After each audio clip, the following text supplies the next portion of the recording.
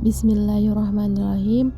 Qala Rasulullah sallallahu alaihi wasallam, jaa a'rabiyyu fabala fihi dha'ifatal masjid fazajarahan nasu fanahahumun nabiyyu sallallahu alaihi wasallam falamma qada bawalahu amran nabiyyu sallallahu alaihi wasallam bidhanubi man ma'a fa uhriqa alaihi. Artinya, seorang Arab Badui datang lalu kencing di salah satu sudut masjid. Maka orang-orang membentak dan berusaha mencegahnya. Lantas Nabi SAW melarang mereka. Setelah lelaki itu menyelesaikan kencingnya, beliau pun memerintahkan untuk mengambil satu ember air, kemudian disiramkan pada bekas kencingnya. Hadis riwayat muttafaqun alaih, hadis sahih dari sahabat Anas bin Malik radhiyallahu anhu. Hadis di atas menjelaskan bahwasanya di antara kebiasaan orang-orang Arab Badui adalah kasar dan bodoh karena jauhnya mereka dari mempelajari apa yang diturunkan Allah kepada Rasulnya sallallahu alaihi wasallam. Saat Nabi Shallallahu Alaihi Wasallam bersama para sahabatnya di Masjid Nabawi, tiba-tiba datang orang Arab Badui lalu kencing di salah satu sudut masjid karena mengira bahwa itu tanah lapang. Tentu saja perbuatannya ini dianggap besar oleh para sahabat karena besarnya kehormatan masjid. Lantas mereka membentak dan berusaha mencegahnya saat kencing. Hanya saja pemilik akhlak mulia yang diutus dengan membawa kabar gembira dan kemudahan ini melarang mereka menghadirinya karena beliau mengetahui keadaan orang-orang Arab Badui. Hal itu supaya tidak mengotori banyak tempat di masjid, tidak mengotori badan dan pakaiannya, dan supaya tidak terkena bahaya karena menghentikan kencingnya. Juga supaya nasihat dan pengajarannya lebih diterima ketika Nabi Shallallahu Alaihi Wasallam mengajarinya. Selanjutnya, beliau memerintahkan mereka untuk membersihkan tempat kencingnya dengan menyiramkan satu ember air pada bekas kencingnya.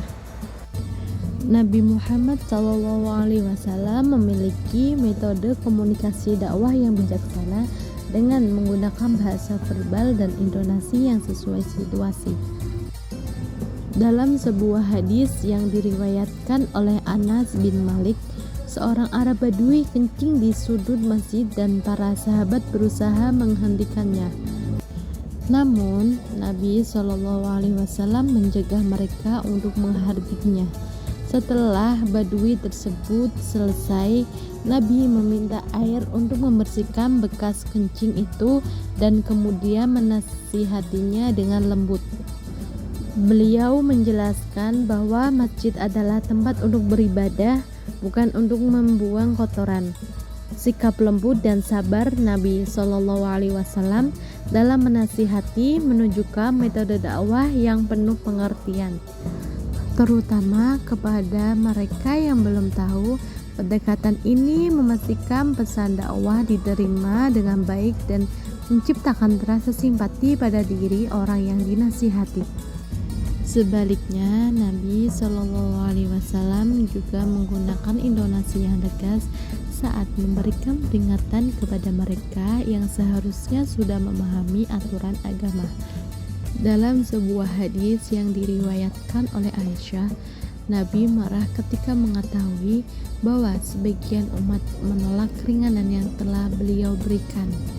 Kemarahan itu tampak di wajah beliau saat menjelaskan pentingnya menerima keringanan yang merupakan bagian dari ajaran agama. Intonasi tegas digunakan untuk menekankan betapa pentingnya ketaatan dan agar kesalahan yang sama tidak diulangi. Metode dakwah Nabi Shallallahu Alaihi Wasallam ini menunjukkan bahwa beliau mampu menyesuaikan cara berkomunikasi berdasarkan kondisi dan pemahaman orang yang diajak bicara. Ketika menghadapi orang yang belum mengetahui hukum, beliau menggunakan kelembutan agar nasihat dapat diterima.